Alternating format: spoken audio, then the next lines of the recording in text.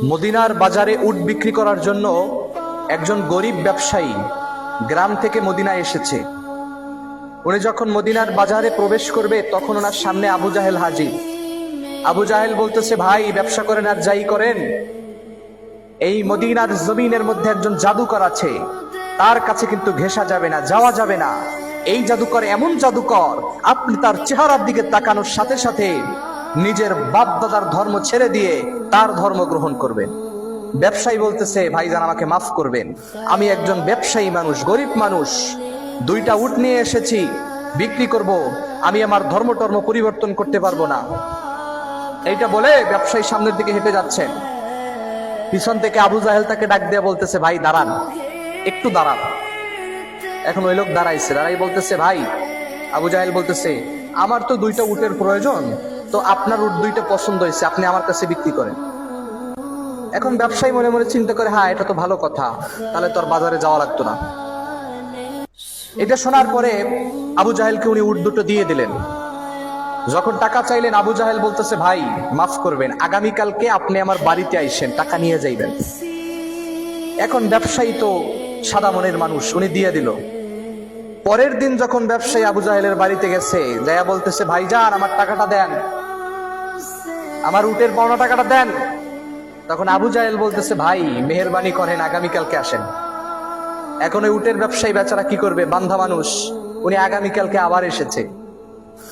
তো আবু জাহেল তো বাটপার, ওই বলতেছে, ভাই আপনি আগামীকালকে আইসেন। এখন এই উটের ব্যবসায়ী বুঝতে পারছে যে আবু জাহেল হচ্ছে টাটকা বাটপার, এর মতো বাটপার আর মদিনার জমিনের মধ্যে নাই। এখন উনি কি করবেন, এদিক সেদিক নরবরে অবস্থায় ঘোরাফেরা করতেছে। একজনকে জিজ্ঞেস করলো, ভাই আপনাদের মদিনার জমিনের মধ্যে কোন সালিশ ব্যবস্থা করে এরকম কোন গুণী জ্ঞানী নেতা খেতা মানুষ নাই? একজন বলতেছে, হ্যাঁ ওই যে বটগাছের নিচে দুইজন বসে রয়েছে, ওনাদের কাছে গেলেন। ওনারা হচ্ছে, একজন হচ্ছে উতবা আর একজন হচ্ছে আবুল আহাব। ওনাদের কাছে গেলেন, যাই বলতেছে, ভাই এই অবস্থা, একজনকে আমি উট বিক্রি করেছি, সে আমার টাকা দিতেছে না। এখন উতবা তো বদমেজাজি, ও লাভ দিয়ে দাঁড়িয়ে গেছে, দাঁড়িয়ে বলতেছে, এত বড় সাহস, এত বড় স্পর্ধা, আমার এলাকায় ব্যবসায়ী টাকা মেরে খায়, এত বড় সাহসকার। ব্যবসায়ী বলতেছে, এই লোকটার কেউ না, উনি হচ্ছে আবু জাহেল। এটা শোনার সাথে সাথে উতবা ধপাস করে মাটিতে বসে পড়েছে। আর উনি ব্যবসায়ীকে বলতেছে, ভাই আমরা এটা পারবো না, কারণ আমরা যেই লেভেলের নেতা, আমাদের চেয়েও বড় লেভেলের নেতা হয়েছে আবু জাহেল, কাজে আমরা এটা পারবো না, আপনি চলে যান।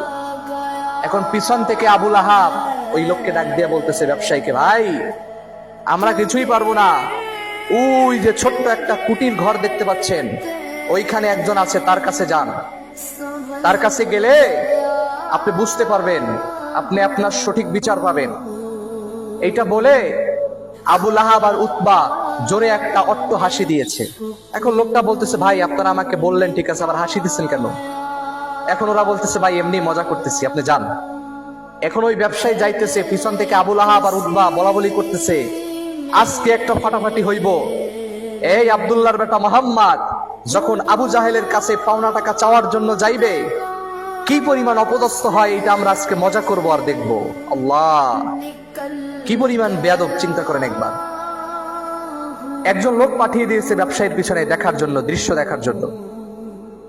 ওই ব্যবসায়ী গিয়ে আমার নবীর দরবারের মধ্যে হাজির। পিছন থেকে আমার নবী পিছন দিকে ফিরে বসে রয়েছেন। পিছন দিকে গিয়ে বলতেছে, ভাই আমি আপনার যে একটা বিচার নিয়ে এসেছি। এখন আমার নবী বলতেছে, ভাই আপনি আগে আমার সামনে আসেন, আপনাকে একটু আমি দেখি। এটা বলার সাথে সাথে ওই লোকটা যখন আমার নবীর সামনে এসেছে, আমার নবী লোকটার চেহারার দিকে তাকিয়ে বলতেছে, ভাই আপনাকে দেখে মনে হচ্ছে কতদিন আর জানি আপনি না খাওয়া অবস্থায় আছেন, ক্ষুধার্ত অবস্থায় আছেন, আগে আপনি খাওয়া দাওয়া করেন, তারপর আপনার বিচার আমি করে দেবো ইনশাআল্লাহ। এটা শোনার সাথে সাথে ব্যবসায়ী অবাক হয়ে গেছে, তার চোখ থেকে দরদর করে পানি পড়তেছে। কেন জানেন? আমরা জানি সন্তান খেয়েছে কি খায় না এটা শুধু চেহারার দিকে তাকাইলে বাবা মাই বলতে পারে, কিন্তু আমার নবীর মধ্যে এত পাওয়ার, এত মুজিজা, 70 জন মায়ের বুকের মধ্যে সন্তানের জন্য যেই পরিমাণে ভালোবাসা আমার নবীর, তার একজন উম্মত